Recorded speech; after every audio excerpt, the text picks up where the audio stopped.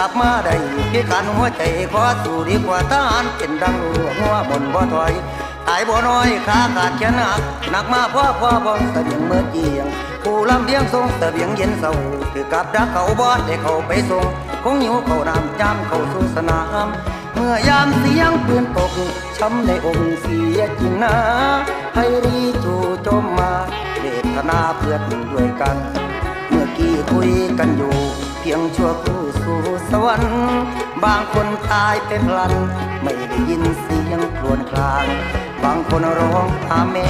ลูกตายแน่หมดหนทางพอสิ้นเสียงครวญครางร่างอนาถขาดวิญญาณ